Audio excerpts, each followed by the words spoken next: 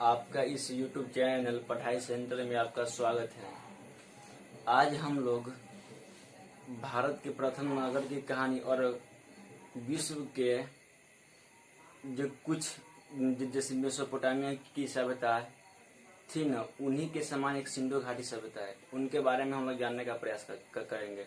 तो कौन ऐसा एग्जाम नहीं है जहाँ से सिंधु घाटी से सभ्यता से कुछ नहीं पूछा जाता है।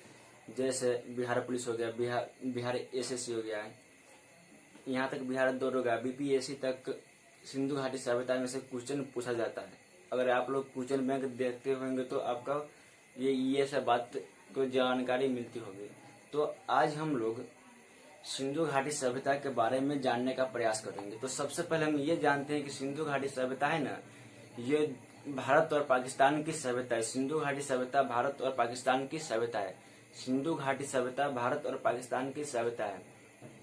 तो सिंधु घाटी सभ्यता जब राजा रणजीत सिंह से मिलने चार्ल्स मैसन नामक एक अंग्रेज आए तो उनकी नजर रावी नदी के तट पर हड़प्पा पर पड़ी। तो उन्होंने अनुमान लगाया कि यह सभ्यता लगभग 5 किलोमीटर में फैला हुआ है। उन्होंने अनुमान लगाया कि यह सभ्यता लगभग 5 किलोमीटर में फैला हुआ है। तो ये बात इतने ही पर ही मतलब समाप्त हो गया। मतलब सरकारी काम सरकारी लेखन होता है। तो सेम कंडीशन ऐसा भी है। तो 1826 ईस्वी में चार्ल्स मैसन नामक अंग्रेज राजा रणजीत सिंह से मिलने आए तो उनकी नजर रावी नदी के तट पर हड़प्पा पर पड़ी। तो उन्होंने अनुमान लगाया कि ये सभ्यता तो 5 किलोमीटर में फैला हुआ है। तो उसके बाद जब 1856 में कराची से लाहौर के बीच रेल लाइन बिछाई जा रही थी। 1856 में कराची से लाहौर के बीच रेल लाइन बिछाई जा रही थी। तो उनमें ना ईंट की आवश्यकता पड़ी। तो वहाँ ईंट लाए से कहाँ, तो वहाँ के मजदूर ने उस सिंधु घाटी सभ्यता जो था ना, तो वहाँ से ईंट लेकर के वो रेल लाइन के पटरी के नीचे मतलब बिछाने का काम किया। तो 1856 तक इतना ही बात हमें सिंधु घाटी सभ्यता के बारे में दर्शाता है कि यहाँ पर कुछ न कुछ पहले हुआ था। तो कराची से लाहौर के बीच रेल लाइन और यह राजा रणजीत सिंह से मिलने चार्ल्स मैसन नामक अंग्रेजी ना आता तो हम लोग शायद इसके बारे में कुछ जानते। तो देखिए सिंधु घाटी सभ्यता, तो सिंधु घाटी सभ्यता के हम इनके कई नामों से हम लोग जानते हैं। तो सबसे पहले आपके मन में प्रश्न होगा कि सिंधु घाटी सभ्यता के हड़प्पा की सभ्यता क्यों कहते हैं। तो क्योंकि इसके पहले खुदाई हड़प्पा नामक स्थान पर की गई थी। इसके पहले खुदाई हड़प्पा नामक स्थान पर की गई थी और 1921 ईस्वी में दयाराम साहनी, और इन्हीं का पूरा नाम है राय बहादुर दयाराम साहनी ने किया था। वह सब खोजकर्ता उद्गारता हम सब ये सिंधु घाटी सभ्यता का 3 वीडियो में आपका मानिए ना 3-4 वीडियो में आपका पूरा डिटेल कवर होगा। जैसे आपका कोई एग्जाम के मतलब कोई छोटा पॉइंट छूट न जाए। ये जो है ना, ये 12th का भी सिलेबस और कॉम्पिटिटिव का भी सिलेबस है। तो आप लोग देखने का जरूर प्रयास करेंगे। तो देखिए सिंधु घाटी सभ्यता जिसे हम हड़प्पा की सभ्यता कहते हैं, और जो सिंधु घाटी सभ्यता थी ना, तो वो कांस्य युगीन सभ्यता थी। सिंधु घाटी सभ्यता कौन सभ्यता थी, तो कांस्य युगीन सभ्यता थी। सिंधु घाटी सभ्यता कौन सभ्यता थी, तो कांस्य युगीन सभ्यता थी। तो पहले हम इनके बारे में जानेंगे कि देखिए, तो सिंधु घाटी सभ्यता का नामकरण जॉन मार्शल ने किया। सिंधु सभ्यता का नामकरण किसने किया था, जॉन मार्शल ने किया। सिंधु सभ्यता का नामकरण जॉन मार्शल ने किया था।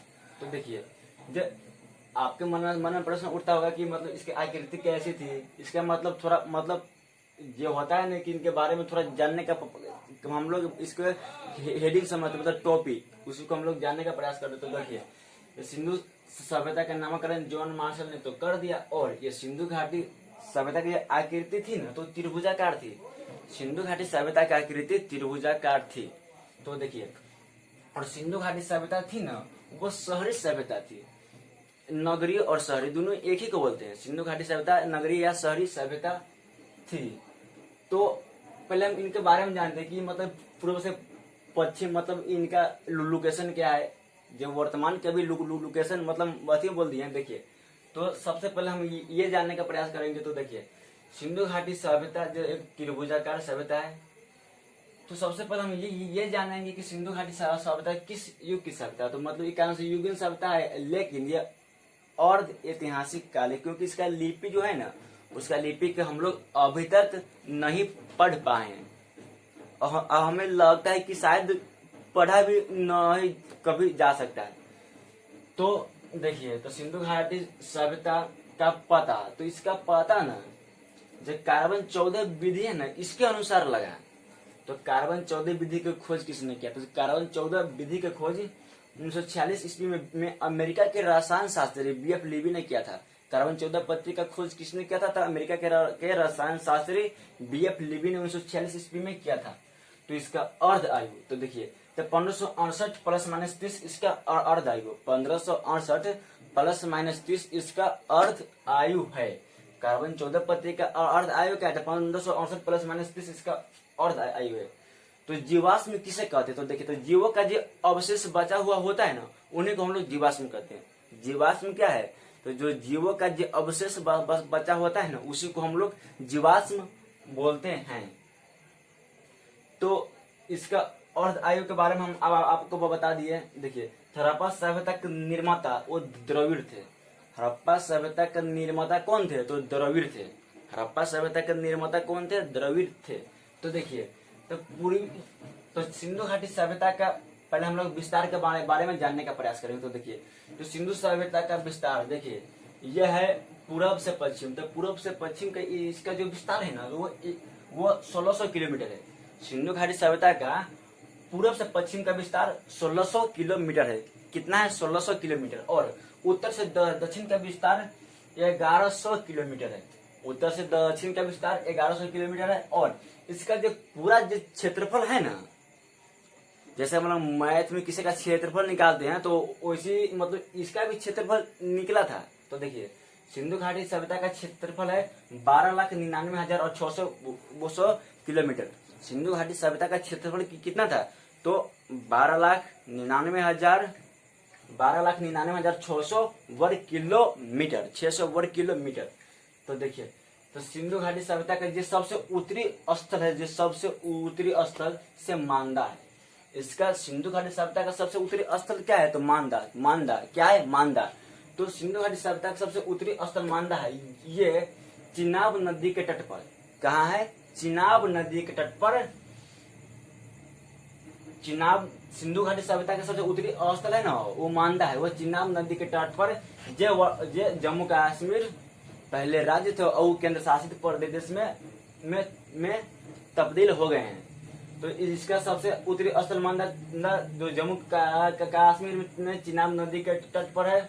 जो इसका जो दक्षिणी स्थल है दाइमाबाद है। सिंधु घाटी सभ्यता का सबसे दक्षिणी स्थल है कौन? तो दाइमाबाद। ये देखिए, दाइमाबाद, देखिए इस, देखिए लूसेंट में आप पढ़िएगा ना, तो उसमें गोदावरी नदी के सहायक परवरा नदी दिखाया गया है। लेकिन आप कोई दूसरा बुक पढ़िएगा ना, तो उसमें आपको नर्मदा दिखाई मिलेगा। तो ये आपको ऑप्शन पर डिपेंड करता है कि उसका ऑप्शन क्या है, उसके अनुसार आप लगाने का प्रयास करें। तो देखिए, तो गोदावरी के सहायक परवरा नदी के किनारे है। इसका जो सबसे दक्षिणी स्थल है, गोदावरी के सहायक परवरा नदी के किनारे अहमदनगर महाराष्ट्र में। कहा है? अहमदनगर महाराष्ट्र में है।